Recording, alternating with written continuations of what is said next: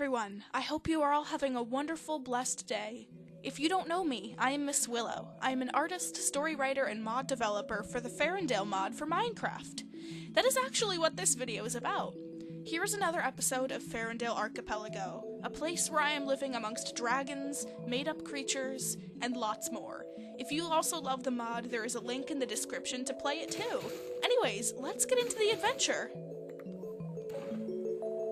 I started the day off by harvesting all of the goods and crops that had been patiently growing in my farm. I have been trying a new thing where I section out each type of crop in its own little cubby for easy harvesting and organizing. My beaver farm was quite small, but I planned to add to it later. Beavers are quite muscular in my mod and take time to kill, but that wasn't a problem for me. I couldn't believe my eyes as I had so many pumpkins growing that it looked like giant walls of the color orange. You know me, as I can't go on with the day without collecting every single last morsel of food. I see farming in Minecraft as nothing but a meditation, honestly. Now, my house looked like something out of a horror movie. It was tall, lanky, no roof, and randomly placed wooden blocks, and moss was even growing on my stairwell, but it was home sweet home to me. The only thing of organization was my many chests, which still needed to be labeled for all of my collectibles. And as you can see, I have so much bamboo and bamboo thread because I planned to become an arrow master. My beavers were hungry, but so was I. After all, it's a game, and I had a beaver farm filled with potential food. So I quickly got to feeding the beavers soft-barked tree saplings, which induce family amongst them.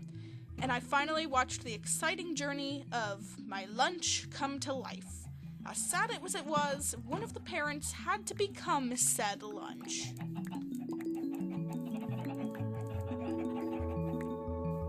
Remember how I said that my house was the shabbiest of all great horror films? Well, that has to change.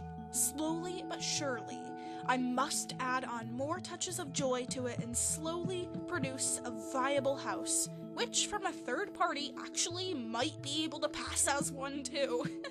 As funny as it sounds, this house was far from that rating.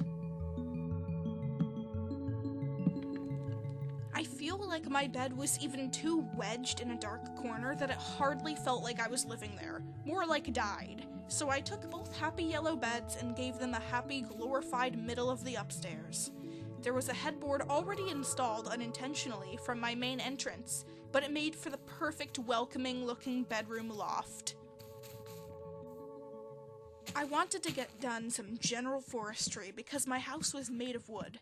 So I was in major need of a better organized tree farm. I was sick of having my trees loosely placed anywhere and everywhere.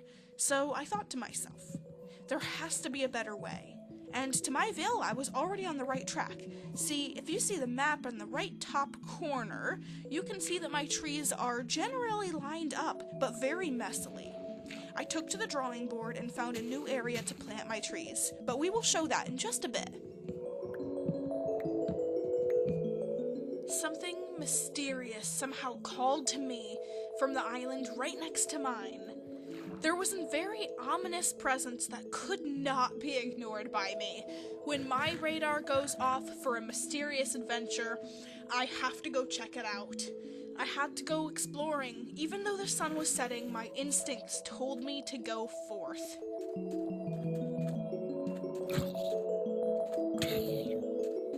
As I walked over the hill, I was bewildered by the rare sight of not one, not two, but 3 giant plateau dragons chilling in a herd.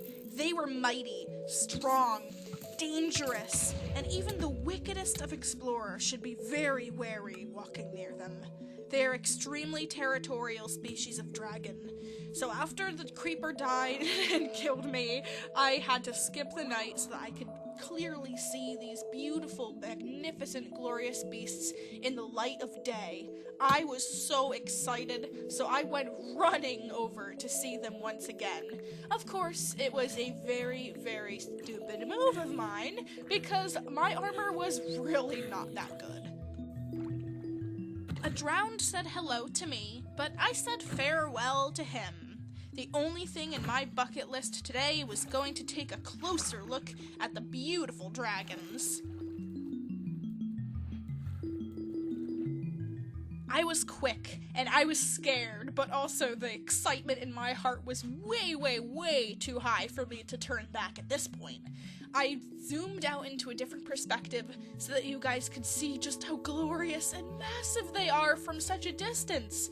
Imagine when I get up close, but I was promptly attacked by little snakes, so I quickly took care of them. They had a third in their trio, so I quickly just chopped all of them. Very sad, but I have to get to my dragons. They were pissed. No offense to the dragons, but they were absolutely unhappy to see me. I was not a welcome guest, and they really quickly ran after me to try and kill me. I was very shocked, but after all, they are massive, massive dragons with so much health, so much strength, and it was still worth the trip to go see them. Their wings are tattered and beautiful, and they are very equipped with fighting skills. They have a lot of experience on their plate due to their long lifespan, too, so no wonder their wings are all ripped up. But oh my goodness, this dragon chased me all the way to the water, but then I had this idea. You know, what if I took this dragon, made him follow me to my island, so that eventually I could tame him? The idea sounded very selfish, but it was very, very easy. Of course, it took time and effort and time again.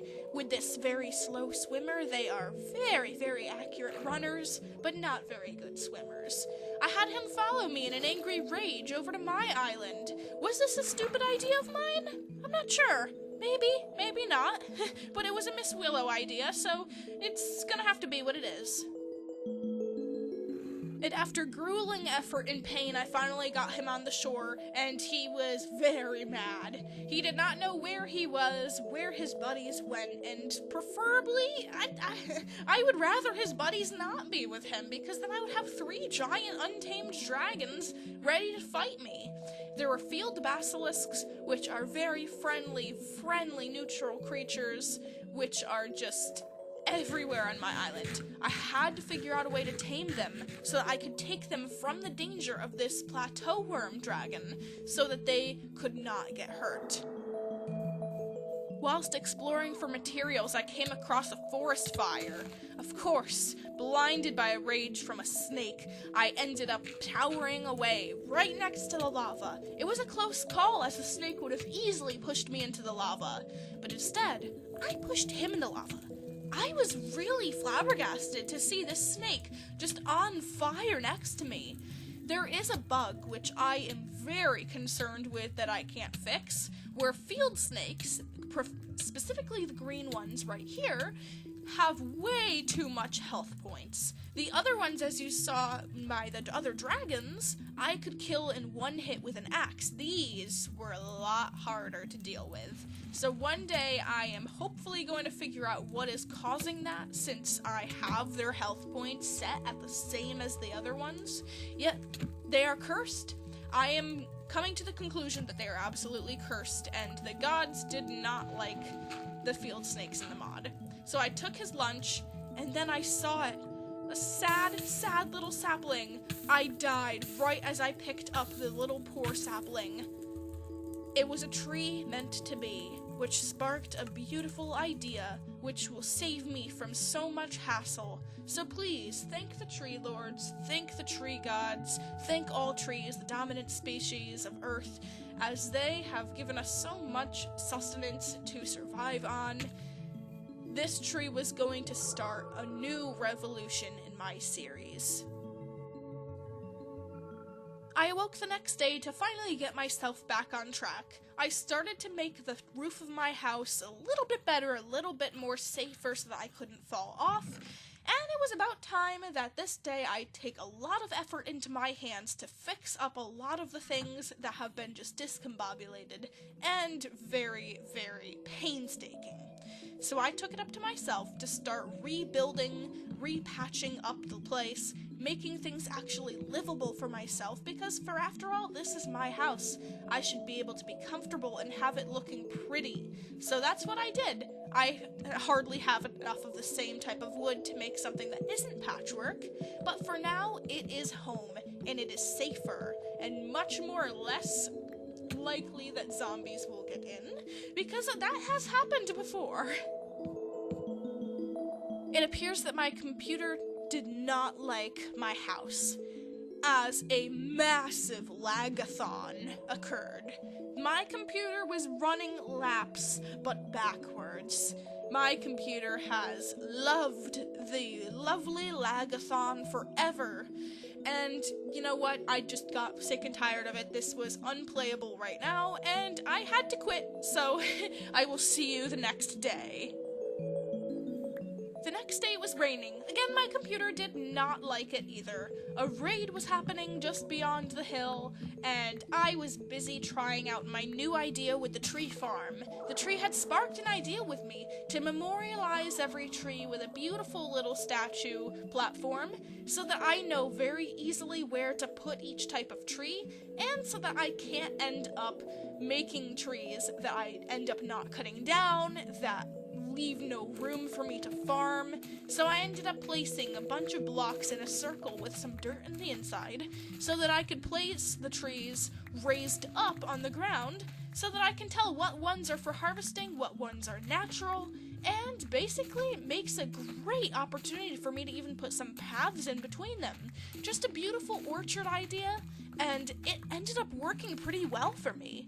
That will eliminate the non-aesthetic look of trees just randomly growing everywhere and not a uniform place for cutting them all down. Now, it was time for me to tame my first mythical creatures in the mod, in this series as well. Fledgling Suet is a mod item in my mod which attracts bird-like and dragon-like creatures as well as tames them.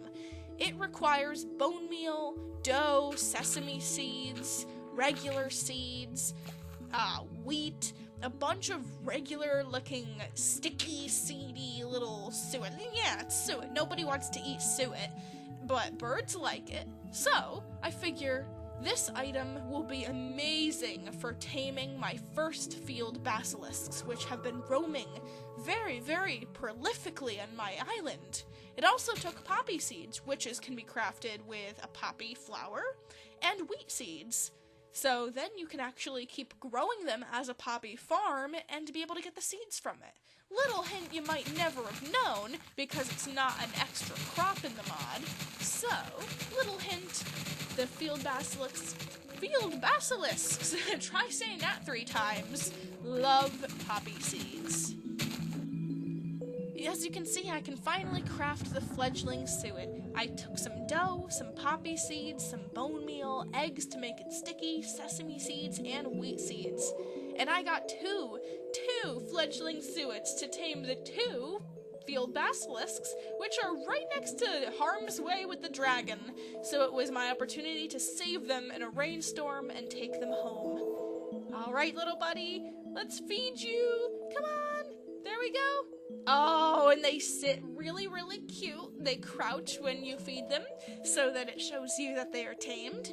And they also follow it, which is really nice. They're also fairly easy to breed too, and honestly, I just think they're really cute to have around. Very adorable, very tame. The other versions of basilisks in the Farrendale Mod are very, very extremely dangerous. There are twice the size Arctic basilisks in the snowy regions, which you don't want to deal with unless you are very, very heavily equipped with diamond armor, possibly, maybe even netherite. Who knows? I'll leave that for you to decide. After the rainstorm, my trees were growing amazing. I continued expanding this tree orchard, adding a lot more spaces, although you can see that I have the oak wood surrounding spruce trees at times. Later on, I decide to fix that and make sure that they are designated with the same tree that the wood base is made of, so that it's just really works out the right way, and honestly it looks better. So I end up making a lot more of these trees, and they're organized, which is great. Remember my very unorganized chest system that wasn't even labeled? Well, I ended up finally labeling them and putting all of my crops safely into each specific item's area.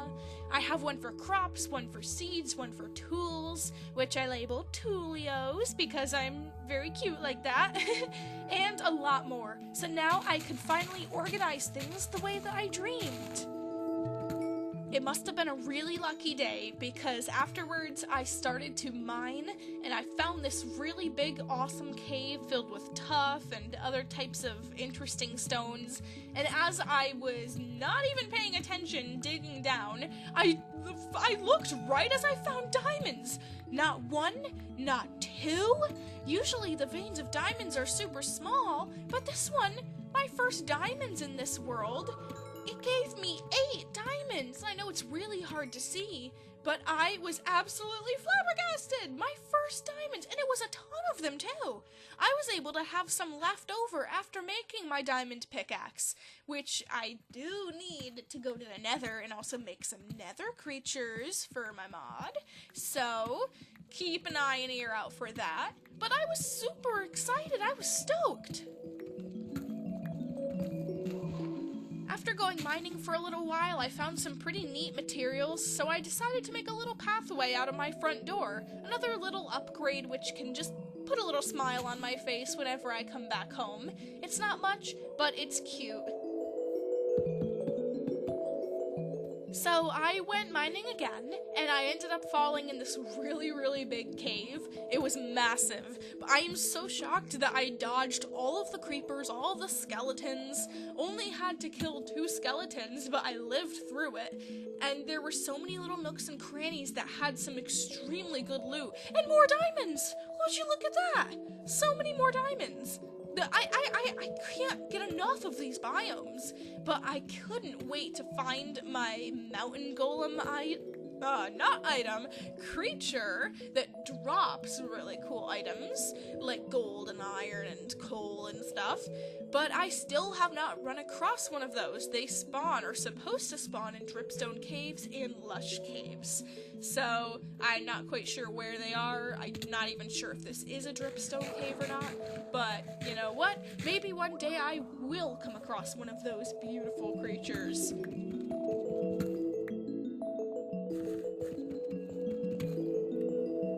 So the next day, or soon to be the next day, I have actually updated my Farrendale mod to give the Plateau Worm Dragon a major upgrade, changing the size, model, texture, features, behavior, tame ability, taming item, and they now fight for you when something hurts you, just like a Minecraft wolf, except they are extremely dangerous, extremely powerful. So I had to go take a look at that beautiful little creature that I brought over to my island a while back. So I wanted to have a good closer look at their new design. I worked so hard on this design and it looks awesome! It's now so much more smoother animation. The animation of the fieldworm, it used to be much more chunky and the head would turn really, really animatronically. And now I even added a whole new defense looking mechanism where they fan out their wings when they run at you to look way more intimidating than they do. And I gave them much more reasonable size. They are still a massive dragon, but not quite as massive that you have to look all the way up. So I was excited, even though he killed me. I was so thrilled, and I had to go see one more time what he looked like.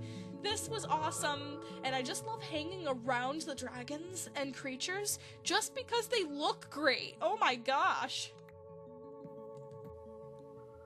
So on the map, in the Journey Map mod, which I also use in my series, it's a really great one. I wanted to look at what my tree farm looks like from above. It even shows you where all the types of creatures are, except the ones that just look like a little arrow moving with no face means that it's a creature from my mod, or one that isn't really linked with the journey maps. So I can even see my little pathway going up to my house. I can even see where all my deaths are, and it looked really cool. My field basilisks agree. I still cannot say that word. But I went over to see the dragon again, and I was so excited because I even started my birch trees in the farm. But I had to deal with this guy first. He was hiding in this little nook and cranny, trying to attack me, and my computer almost tried to kill me by lagging. It loves lagathons, and it loves being sneaky to me. But I wanted to check out where the dragon went. He was right next to this trench-like river that he could easily fall into, and I did not want anything bad happening to the dragon. So I ran over to try and coax him towards me, yet the dragon just, boop, falls right into the trench where he can't get back up here, and I was out of ideas. Maybe I should kill the dragon. If I can't get him towards me, hold on, I'm just gonna check to see if I can get him to follow me. Of course, my lagging almost kills me. But no, he is not able to move, and I can't get any closer than this without his long neck snapping at me and hurting me. One more hit and I would be dead. So I had to think fast. How am I going to save this dragon? Or do I put him out of his misery? Because if I kill the plateau worm dragon, I will get an egg, which I can then hatch. So my options were very heavily weighted. I had to think through this. Save the dragon, or kill it and get another dragon. He did not like the idea, so I went ahead and I had to grab my bow. I had to do something, so I grabbed bow and arrows. So here I go. One shot, and strike. Got him. Another shot. Strike, and got him, and he's freaking out down there. Another one. Can I kill him? Can I kill the dragon? Am I strong enough hearted to kill a dragon? I don't know. Will I kill this dragon? What do you guys think? Comment what you think. Will I kill the dragon? No, of course not. Why would you think I would kill a dragon? I love dragons. I just had to get him in the water. So I put down my arrow, and I took him for a little swim, following me right out the trench. Why would in any name would you think that I would kill this glorious rare beast? I don't know, but it might have been my only option. So he followed me slowly but surely, and I tried to get him on shore. Well, I finally got him on the shoreline after a good long while. His health is a little bit damaged, so that just means that when I do get around to taming him, if he doesn't kill me first, I will have to feed him a lot to regain his energy. He finally ran up the stones after me, and I knew one more hit and I would be gone for. So I had to keep a really good distance from him so that he could not strike me, because they have very long necks. They will strike you from blocks away, and you will think, nothing touched me. Who hurt me? You don't know. He kept running back to the water, so I had to keep going closer to him, risking my life to save this dragon. And eventually I just had to say, okay, fine, he's on the plateau. Now just go home. Go home! Stop chasing me!